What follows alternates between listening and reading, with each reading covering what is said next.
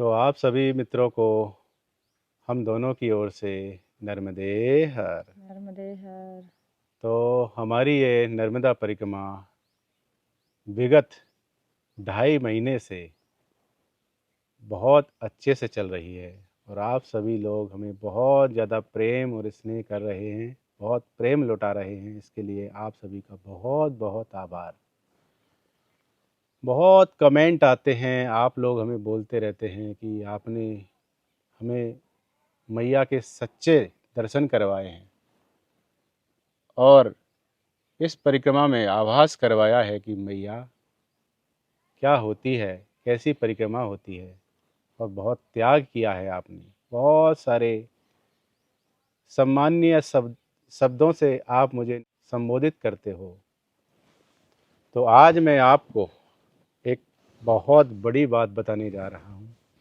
कहने के लिए तो ये बहुत आसान है, त्याग शब्द जो है ना, अपन बोलते हैं तो बहुत आसान है, लेकिन एक ऐसा भी है जिसने हमसे भी बड़ा त्याग किया है इस नर्मदा परिक्रमा में।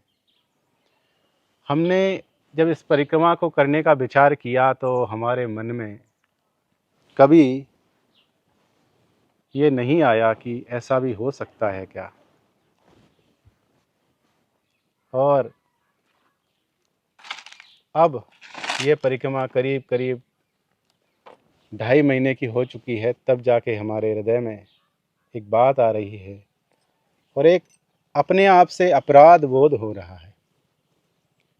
और अपराध बोध ऐसा है कि हमारे लिए तो आसान है, हम मैया के किनारे चलते हैं दिन भर, बस मैया के गुणगान करते रहते हैं। लेकिन एक शख्स ऐसा भी है जो निरंतर दिन प्रतिदिन हमारा वेट करता है।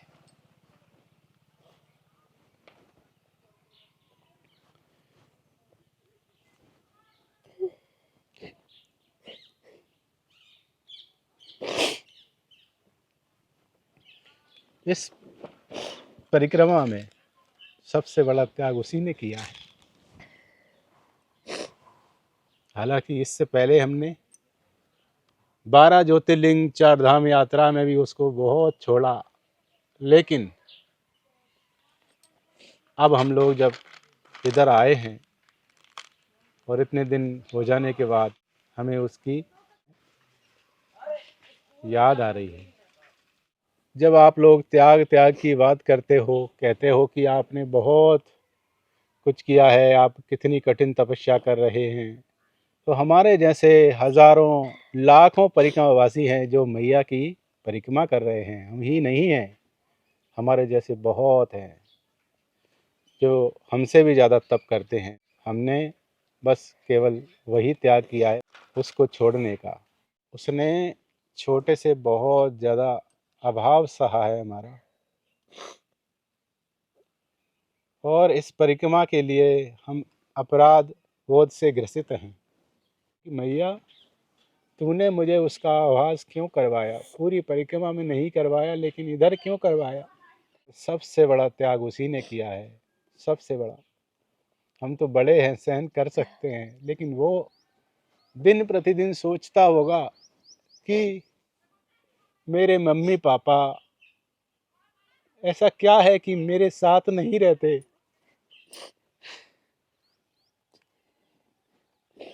मुझे बार बार छोड़ के क्यों जाते।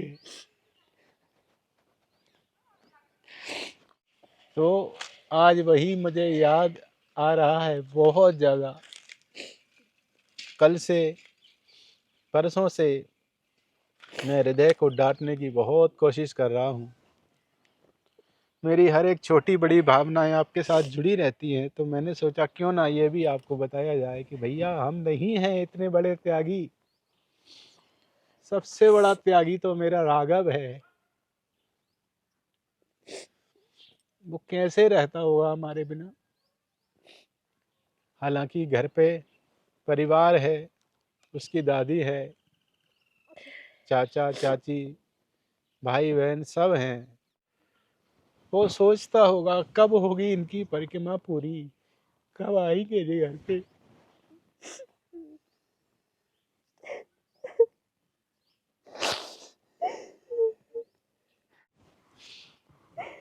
हे मैया,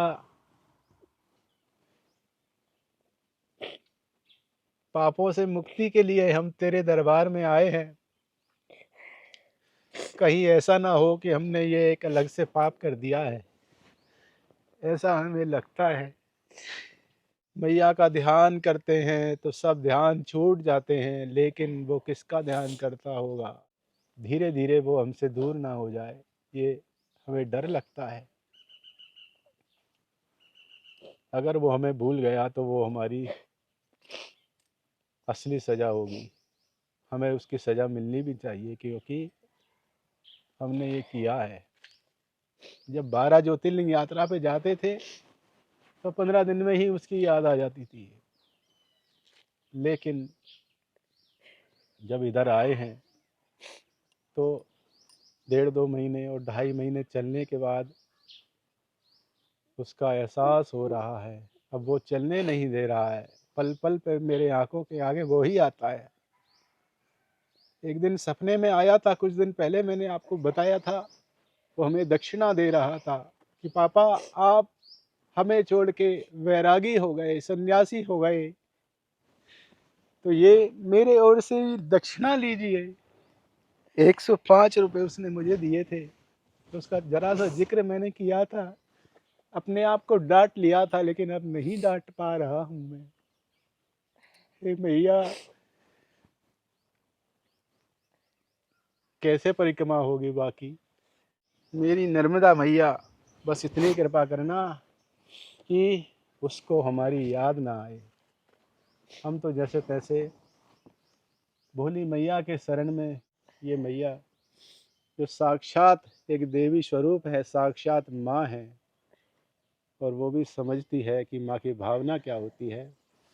आप लोग सोच रहे होंगे कि हम लोग इतना क्यों सोच रहे हैं, तो आपको बता दें कि इस नर्मदा खंड में, नर्मदा मैया के किनारे जो भी होता है सब मैया की प्रेरणा से ही होता है, और मैया ने ही ये भाव दिए होंगे शायद।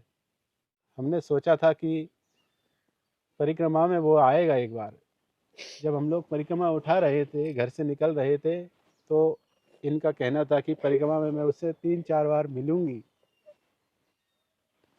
3-4 बार उसको बुलाऊंगी मैं। लेकिन आधे से ज़्यादा परिक्रमा हो चुकी है, अमरकंटक पहुंचने वाले हैं, लेकिन एक बार भी उससे नहीं मिल पाए।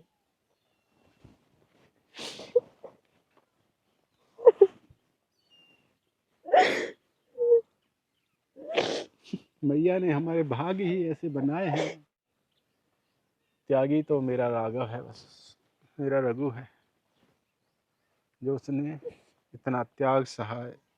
माँ बाप के होते हुए भी माँ बाप के नहीं होने का दर्द क्या होता है, ये उसको पता है भाई। मैया हमारी परिक्रमा कैसे भी करके पूरी करवा देना बस।